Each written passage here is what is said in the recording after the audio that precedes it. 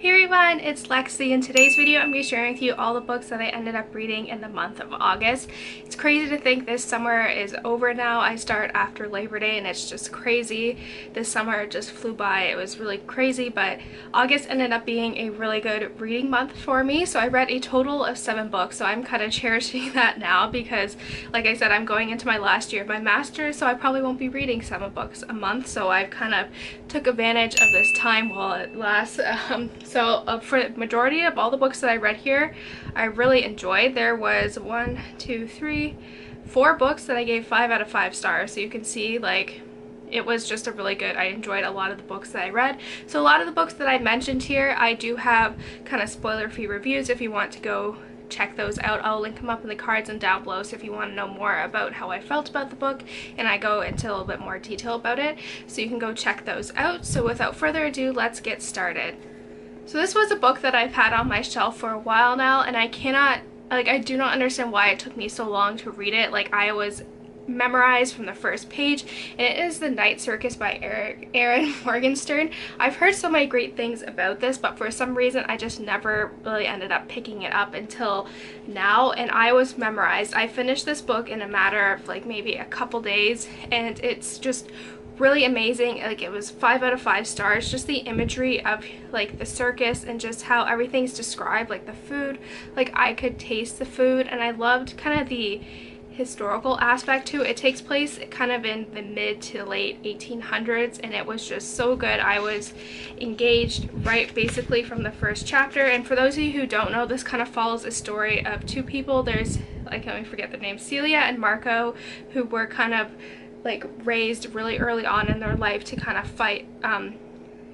So this book follows Celia and Marco, who were kind of raised at birth by these magicians, or like kind of these like mysterious people, and they were early on kind of made an unbreakable vow where they have to kind of fight each other at this circus. So the Night Circus is very mysterious, but it is basically their platform for this duel that they have to do.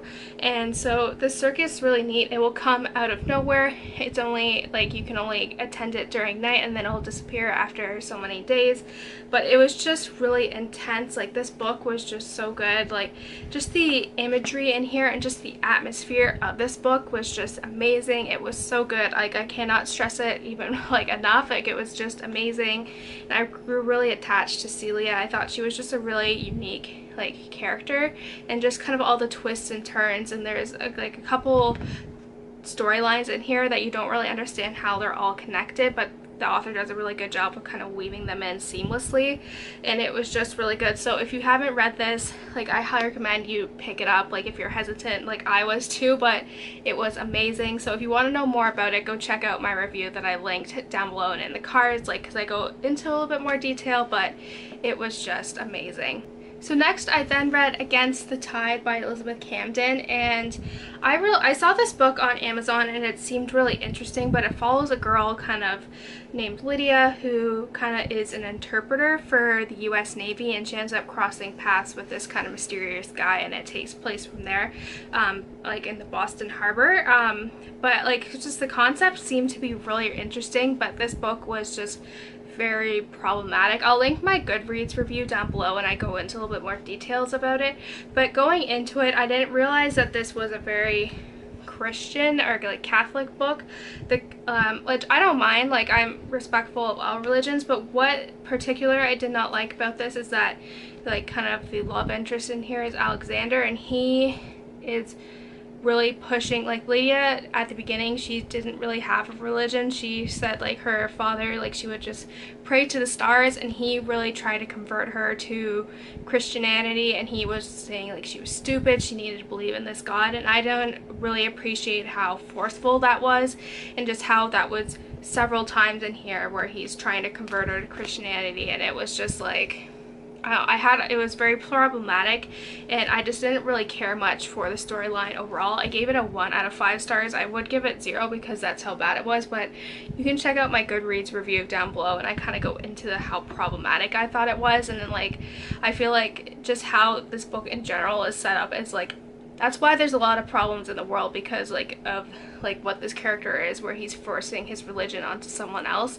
and I have a lot of problems with that. So this book was just horrible. Do not recommend it. Like, don't even bother looking at it. Then I ended up going to the library and I ended up getting 2 books. The first one was Blood on the Tracks by Barbara Nicholas, and so this was a book that I've had my eye on for a while now, and I saw it was at the library, so I decided to pick it up. And this is the first book in the Sydney Rose series. So it follows a girl named Sydney who is an officer for like the railroads, like she's an investigator for there and like kind of all the other stuff, and her fate what's really unique about her, what really drew me in, is that her sidekick was a kind of retired canine dog that was in Afghanistan. So, and she was also there as well. She's kind of a retired vet, and now she's working as an investigator for the railroads. But basically she ends up getting called to consult this case where this man or this woman has been severely dismembered, like, and there's like Satan stuff written around, so she's kind of getting called to it, and it ends up leading to this vet who was severely disfigured, who kind of was like a runaway, and he kind of used the trains as transportation. But this book was just like really good. It had me on the edge of my seat. I really liked how it also shedded light on kind of like PTSD, and how there aren't really very good resources for vets when they come back to US and like back to civilian life, and kind of learning to adjust, and the resources aren't really there. So I really liked how it kind of discussed that, and just like kind of having that canine companion that was kind of like, she was like her like partner, which I really liked. And Sydney was just very unique, and I don't know, I couldn't stress this book even more. The next one comes out in October, and it kind of, they also discuss something like bigger that happened in Afghanistan that could be, if like people find out about it, like it could put a lot of people in danger and like their careers in line. So like this book is really complex. I highly recommend you check this series out if you're looking into getting to like the crime series. And I really like how it utilized like the railroads, and how like there's all these gangs that are sent around using like trains and like all this stuff, which I didn't know much about. But yeah, this is only the first book in the series, and the next one comes out in October, so you have time to catch up. But I highly recommend that you check this series out. It was just really good. 5 out of 5 stars all the way. Then I read Mouse Volume 1 by Art Spiegelman. This is also another book that I picked up at the library, and I don't know, I heard many great things about this one from other people on BookTube, where they discuss how they kind of, it's like basically a graphic novel told from like animals, basically about World War II, about a Holocaust survivor. So like I thought that was really unique, using that kind of graphic imagery as a template for all this, but I don't know, like I felt like I wasn't really, like I didn't really get attached to any of the characters. Like they weren't really flushed out, and for me to actually get attached with it, and the way the story is kind of broken up, because it's like the son interviewing the father, like it's, I don't know, like I couldn't really get into it, and so I gave it like a 2.5, like 3 stars. I liked how it kind of used like that like graphic novel platform, but it just wasn't really my cup of tea, so I don't really plan on continuing on with this series. So I don't know, it just wasn't, I think I'm looking for more kind of darker stuff, and this one was kind of aimed towards kids, so it wasn't, I don't know, I felt like it could have been more impactful, but it just wasn't. Next, I then read the Tales and Teacups book club pick for the month of August, and it was The Forgotten Garden by Kate Morton. And I've read, this is the 3rd book by this author that I've read, and all of her books have been amazing, so I had really high expectations for this book, and it did not like let me down at all. So it follows a girl named Nell who, on her 21st birthday, her father tells her that she's not actually their biological daughter. She was found on the docks, and so from a ship that boarded from England with no parents, like nothing, and just a suitcase, so they kind of take her in as her own. And when she finds that, her whole life is shattered. So then this book is kind of told from multiple perspectives. It's told from Nell, who's kind of trying to figure out her family and like why they left her, like why they abandoned her on a ship, to like she's trying to find her real family. And then Cassandra, who is Nell's granddaughter, and she kind of, after Nell has passed away, she kind of finds out the secret that Nell has had, and so she is looking into also kind of the, like, her grandmother's family and trying to put together the pieces of the puzzle. So, and then it also follows Liza, who is an authoress, and her kind of history gets intertwined with Nell's because she writes fairy tales, and Nell was found with this author's book in her like suitcase, and there was only so many books written here, but this was such a spellbinding book. It follows so many strong female characters, and I was attached right away. Just how this author is able to like integrate all the storylines and like between like basically the early 1900s to present day, and just weaves them in seamlessly. It was just amazing, and I grew so attached to Eliza's story and just like all of that. Like, it was very heartbreaking, but it was just like so good. So if you're looking for something with like a historical element but a very meaningful tale about like family secrets and just kind of discovering who your family is in like 1900s, like early 1900s London, then this book is for you. And like a little fairy tale aspect in here, like everything this author does is very purposeful. Like, you may not think that there's little inserts of kind of Eliza's fairy tales in here, but you may think they don't really have any relevance to the plot of the story, but they actually do. So like, this book keeps you on the edge of your toes, and I cannot praise it anymore. 5 out of 5 stars, amazing. You just need to pick it up like right away. Next, I then read First Frost. I got this from the library as well, by Sarah Addison Allen, and this is the continuation from Garden Spells, which I read I want to say back in July, and which I really enjoyed. So this is like a continuation of the story. It basically follows the Waywardleys, who are women who kind of have like these weird powers.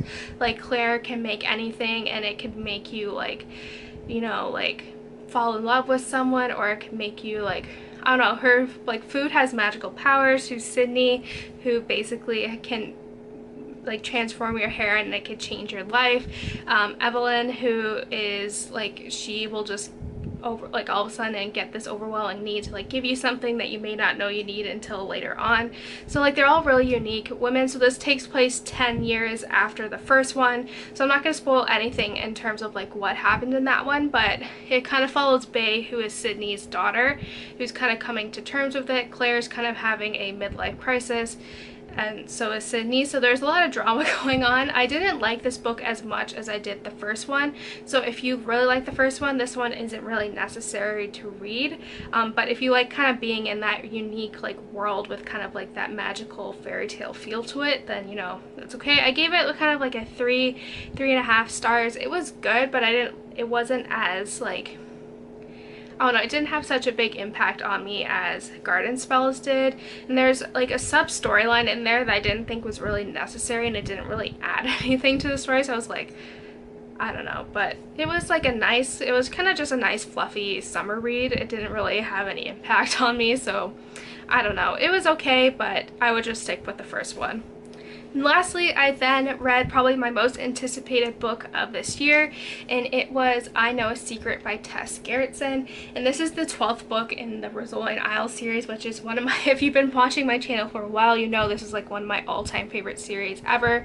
So when I saw that like it was announced earlier this year that she would be releasing a new Rosalind Isles book, I was really pumped, because it's been 2.5 years since we got a new one.